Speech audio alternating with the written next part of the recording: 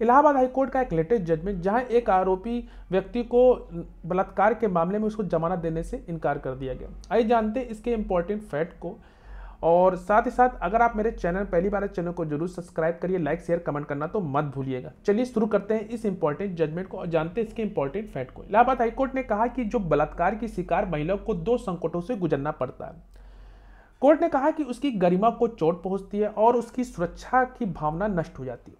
उसके बाद मुकदमा जहां उसे दर्दनाक अनुभव से फिर से जीने के लिए मजबूर होना पड़ता है। अक्सर कहा जाता है कि बलात्कार की जो शिकार महिला को 2 संकटों से गुजरना पड़ता है, पहला बलात्कार, उसके बाद का मुकदमा। कोर्ट ने कहा कि जो इस व्यक्ति पर जिसके ऊपर लड़की से बलात्कार के आरोपी उस व्यक्ति को जमानत देने से इनकार कर दिया। कोर्ट ने कहा कि इसके अलावा न्यायालय ने यह भी रेखांकित किया कि यौन हिंसा और अमानवीय कृत्य के अलावा एक महिला की निजता और पवित्रता के अधिकार का एक गैर कानूनी अतिक्रमण है। पीठ ने अपने आदेश में यह भी कहा कि सर्वोच्च सम्मान पर एक गंभीर आघात है और उसके आत्मसम्मान और गरिमा को ठेस पहुंचता है। यह पीड़िता को अपमानित और जहां पीड़िता एक असहाय मासूम बच्ची है, यह एक दर्दनाक अनुभव को पीछे छोड़ जाता है। इस मामले में शिकायतकर्ता जो कि नाबालिग के पीड़िता की मां है ने 9 जुलाई 2023 को धारा 376 का sub clause 2(2)(n), 328, 120(b), 506, 452, 323 IPC और धारा 5(l)(j)(6) पॉस्को एक्ट के तहत एक एफआईआर दर्ज कराई, जिसमें आरोप लगाया गया कि आवेदक ने उसके बेटी के साथ दुष्कर्म किया। एफआईआर दर्ज होने के दिन पीड़िता 4 महीने के गर्भ थी।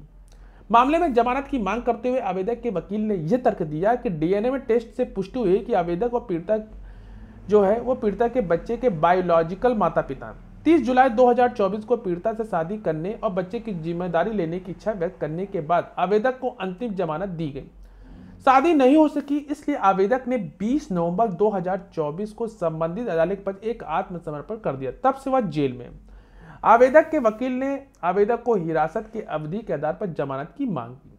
दूसरी ओर राज्य की तरफ से एजे ने यह बात रखी कि आरोप एक जघन्य प्रकृति का है और इसलिए आवेदक की जमानत याचिका खारिज की जानी चाहिए। पक्षों के वकील सुनने और मामलों की पूरी जांच करने के बाद अदालत ने कहा कि यह एक विवाद का विषय नहीं है। आवेदक और पीड़िता के बीच जबरदस्ती शारीरिक संबंधों के कारण वह गर्भवती हो गई और उसने एक बच्चे को जन्म दिया।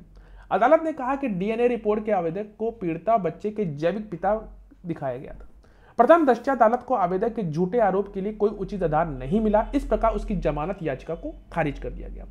तो यह जो जजमेंट हाल ही में इलाहाबाद हाईकोर्ट का आया है, आपने जाना इसके इंपॉर्टेंट फैक्ट को। अगर आपको किसी केस से कोई भी क्वेरी डायरेक्ट कॉल पे भी अपना अपॉइंटमेंट बुक करा सकते हैं, उसका नंबर डिस्क्रिप्शन बॉक्स और स्क्रीन पे दिया है। मिलते हैं एक नेक्स्ट वीडियो में, तब तक के लिए धन्यवाद।